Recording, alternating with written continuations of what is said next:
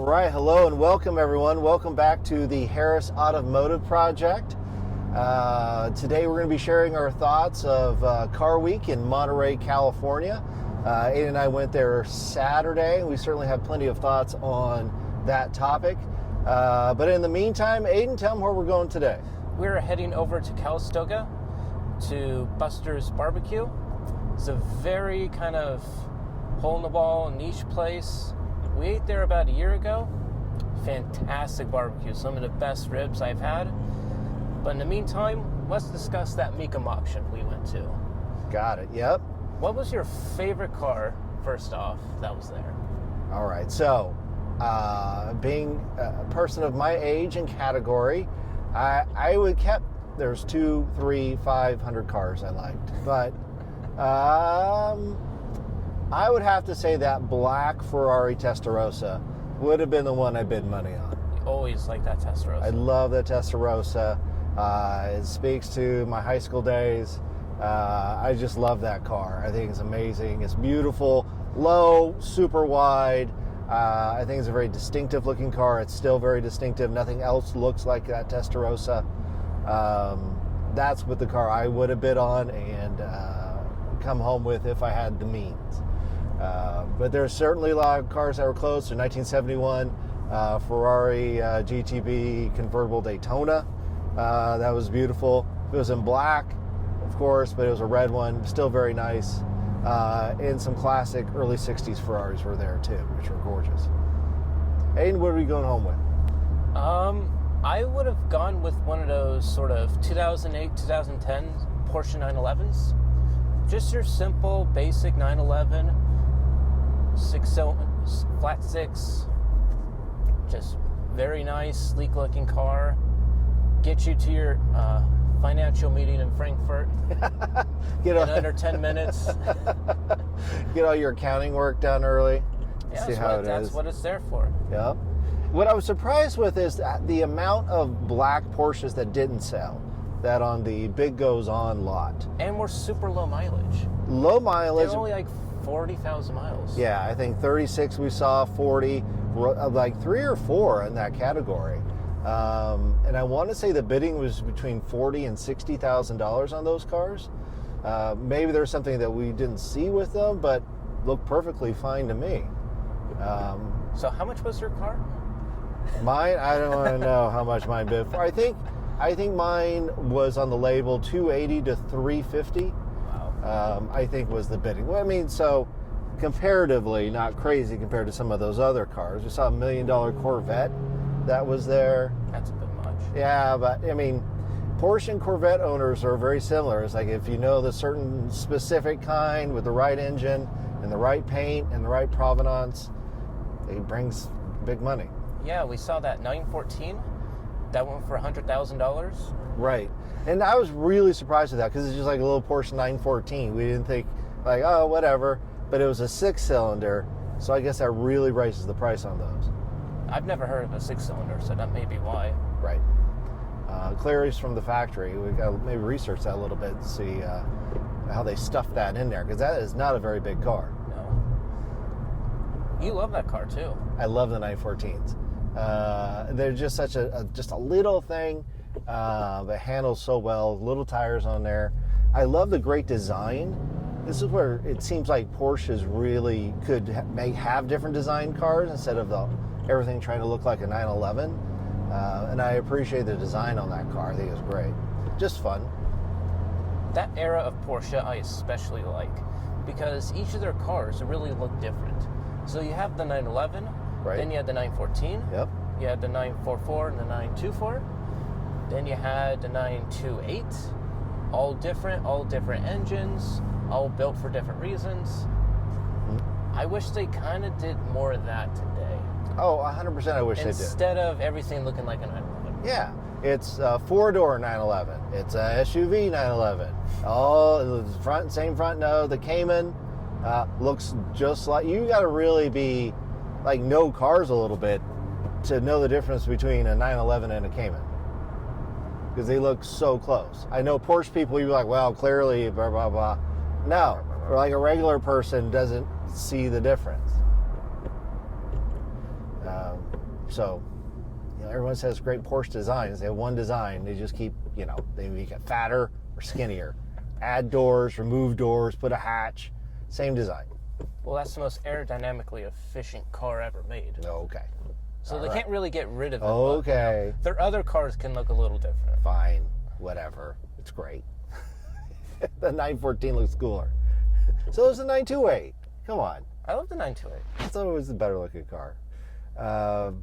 So 911. So, and I agree. That 914 surprised me at how much that was going to be bidding for. Also, on the other end, what surprised you? How low the price was on some things. I'm sorry. What again? How low the price was on some of the cars. Yeah, it kind of shocked me a little bit on those Porsches. That one Aston Martin we found. Mm-hmm. That was $39,000. You're right. By the time I get paying for this thing, it's going to be way more than that in a convertible Austin.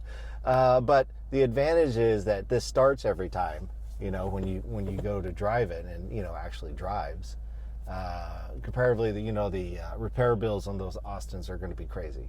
Yeah. So hence drives down that cost quite a bit. But your car doesn't have a V12. It does not have a V12. It does not appear in Bond movies. So, you take your trade-offs. Functionality versus coolness. Certainly that car is a high cool factor. Plenty of American muscle that's there as always. Lots of American muscle. Which is always great to see. Boss 302s everywhere, which were always amazing. I was trying to think, what's the delete. What didn't we see? We did not see any Lambos. No. That shocked us. The last time we were there, they were crazy Lambos. Mm-hmm. BMWs, we only saw like one or two. I think right? 2 BMWs that we saw there. It was like that one M3 and then another one. Yeah. That M3 is only there and special because some kid hasn't lowered it yet and put bags on it and some funky paint job and, whatever. It was basically stock, which, it's like a unicorn. Yeah, I go to school with those people. Yeah. What? Your car got stuck on the lift? How'd you do that? I have front wheels cambered out. You've seen them. Don't lie. So that was kind of surprising to me because Lambos are usually very popular at that auction. There was a Ford GT there that was going to get auctioned later on. A lot of Z cars that they had on the podium. They had lots of Z cars. Lots of Z cars there. No Paganis, no any super exotics like that were there, which we've seen in the past in their specialty places. And then this time around, it was not anything there. About 4 Ferrari Dinos, which is very cool to see. Those are a beautiful car. So it was great to see all of that. So we had fun at mecum. Walked around, got to see all the bidding and stuff. Any other surprises there from mecum? There were the McLaren Senna GTRs. So McLaren made a supercar in honor of Ayrton Senna, considered to be the greatest Formula One driver. There's a special track version of that car, not road legal. I was kind of surprised to see that there. You really don't see too many of those. Now that's one with kind of the chrome finish? Yeah, that special iconic, McLaren chrome and orange livery. Nice. There are lots of flanges on there. It was a beautiful looking car. Yeah, all just pure track performance. Every little thing was meant for performance and everything. Now, I'm surprised you did not care for the Speedtail, which was parked right next to it, which I thought was a pretty unique looking car with the kind of it has a neat aero package that looks like it's completely integrated into the chassis. I thought it was a unique design. Well, it's hard to pay attention to that when that McLaren Senna GTR is right there. You were distracted. It's like, okay, I don't care. Yeah, top speed. This can do the Nürburgring in less than 6 minutes. Okay. The other one looked cool. I like the design. So we had fun. If you do get the chance, it's a great time. It's not that much to get in. You get to look around at all the great cars. Well, we kind of got in for free. So. Say nothing. We want to go back at some point and we'll get charged twice. So if you do get the chance, it doesn't cost that much and it's a good time. You get to see a ton of cars, a lot of people looking, kicking tires on a lot of those things. A lot of guys on their phone getting mad at their bank It was just always surprising as they're trying to bid and order these cars. So that was mecum. Anything else on that? We also went to the Exotics in Seaside. That was a different experience. That was different. That was a different experience. I think I know why they don't hold it on Canterbury Row anymore. Right. I think they did it Jesus. that 1 year. Yeah, so different experience. So what they do is they shut down one street there in Seaside, California. And then they park all these super exotic cars down the street. And they all have like special paint jobs. They have specialty wheel companies that are there. They have like radio stations and DJs. It's like a whole Fast and Furious kind of event. And there's plenty of Lambos there, plenty of specialty cars you've never heard of. I think Koenigsegg was there someplace. I couldn't see it, but I'm sure it was there. Yeah, we couldn't see anything. Right. There were way too many people. So there was about 50,000 people in this one street. It was just packed. So all you see is really people and cars revving everywhere. But you don't see the car, but you just hear them revving. So it's hard to get a good look. You're just bumping into people constantly. It was very hot. They got music pumping down the street and whatnot. So it was a very different experience than like the mecum show, where it was very spread out, not a ton of people. Of course, you pay to get in. This was free, just walking through the street, and you do get to see a ton of cool cars if you can get to them. A lot of specialty paint jobs. This is where they showcase all of that sort of thing, up and down there. On the street. So it was great to see some of the cars. Unfortunately, it was a little bit ruined by so many people that were just packed in there, which, a lot of people say car culture is dead. Not from what we observed. What do you think? It's not dead. No, it was just packed full of people. Everyone was excited to see these specialty cars, excited to see their engines rev, excited to see these specialty paint jobs. So I think that certainly people's enthusiasm for cars is still there in a big way, just from what we observed on there. Now, this also leads to other kind of behaviors that we also observed there. What was your take? I was not enjoying that one bit. It was crowded. I was being shoved. Right. The music was way too loud that they were pumping. You're so old. Everyone's like, "Oh, yo, look at the Lambo, yo!" It's like, would you shut your mouth?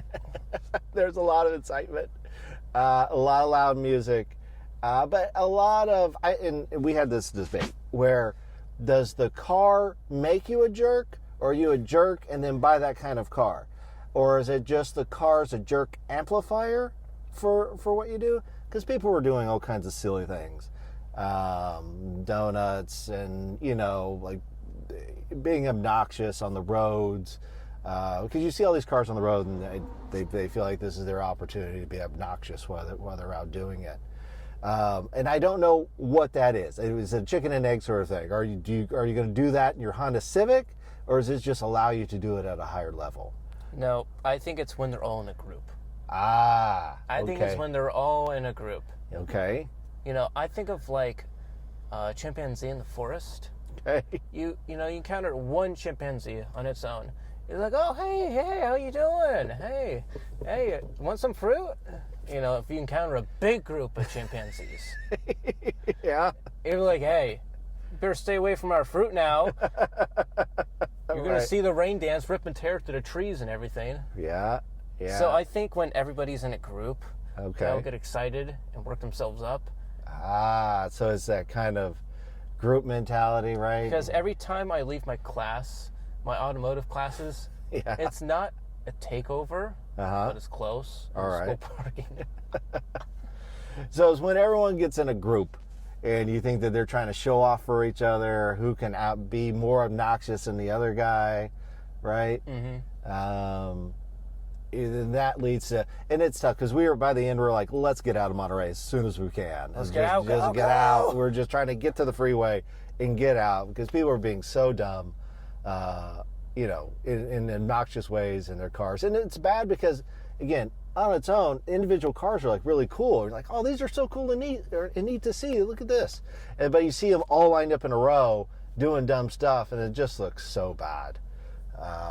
Just the worst kind of car culture comes out at that point, which is really disappointing for cars that are really so cool. And I'm sure individually it's cool, but I don't know. I think you're right. This is some sort of group mentality takes over and not pleasant. So if you're in Monterey, I don't recommend going to that. You're going to see plenty of cool cars just driving around town. You're going to see the exact same stuff we saw there. Just don't bother. Right. I wouldn't either. You plant yourself almost anywhere in Monterey on a street. Like if you just go down to Lighthouse and find some place to eat along the way, you're going to see every sort of car you can ever think of is going to drive down Lighthouse there in Monterey. So you're going to see a ton of things. And just walking around down there. We didn't even get to probably the Sotheby's auction, which is usually downtown as well. Yeah, I think our goal is to go to the concourse next time. Yes, I think we need to see the other side. If we can fit in, though, they may kick us out. No, we'll blend. We'll blend. We'll be fine. No problem. I'll get you a straw hat and a blazer to wear. That'd be worth the mission right there, just to see that. All right. Well, guys, we're stuck in traffic right now, so we're going to pause it here. We'll get back to you once we finally get to some barbecue at some point in the future. Welcome back, everyone. We are all filled up with lunch from Aiden. Tell them where we're at again. We were just at Buster's. We both had the pulled pork sandwich. Absolutely delicious. Super tasty, wasn't it? Oh, it was wonderful. I had the side of potato salad. Aiden, I think you had the chili beans? Lots of chili beans. Very good. Yeah, it was excellent. If you get the chance, you're in Calistoga, California, you like barbecue food, it's a great place to go and sit. You know you're in good eats when all the construction workers are eating there for lunch, and there are plenty of those there for lunch today. While ordering, the staff super nice and friendly. I was ordering the sandwich. Very nice lady behind me. I asked what kind of barbecue sauce I needed. I said spicy. She looked at me and was like, no. Yeah, she shook her head. Yeah, she shook her head. She's like, I don't think so. I was like, are you sure? She goes, I'll put a little bit in for you. So she kind of mixed it half and half, which is really half and a little splash. I didn't find it to be that spicy, but I do like spicy food. It was super flavorful, but not that spicy. Next time we'll certainly get the full spice. The bonus to all this, at the end, Aiden, show them the bonus. Yeah, so we got these super awesome looking cookies that are absolutely enormous. I mean, check that out. Look at it's that like cookie. The size of my hand. Look at that. All in like what, $4? $5 for both. Nice. Jesus. And sorry guys, we are taking a detour from the way we normally went, and this is certainly like a Mr. Toad's Wild Ride on this one. Especially Mr. Toad's in your car. I know. So it's testing my suspension and my gear select talents, which is struggling at the moment. But we are certainly trying to avoid the construction we sat in for an hour on our way to Calistoga. Yeah, that was bad. I don't think that was a good argument for hourly pay. I don't. No one there was in a hurry, and there was no signage letting us know that there was going to be major construction on that road. Oh, that was bad. And judging for how many other people were lined up in a row, no one else got the memo either. So please, construction, little signage would help. We certainly would have taken a detour today. No, flat rate. They get it done by now. Right. Yeah, we are now taking a very rural road. I think it was built by the Spanish. I think. And it hasn't been worked on since. No. Yeah, we are trying to avoid that at the same time. Seeing some back roads we've never been on before. So we'll see how all this goes. So everyone, thank you so much for joining us again on the Harris Automotive Project. Hopefully we get home just fine and not end up someplace we didn't expect. And we are trying to build a channel, so please like and subscribe. Leave a comment below. Leave a comment for any topics you want us to cover in the near future or on upcoming podcasts. We will also have our Monterey experience on a separate podcast coming up, probably pretty close to when this one is out. So please check that one out as well. As always, everyone, thank you so much.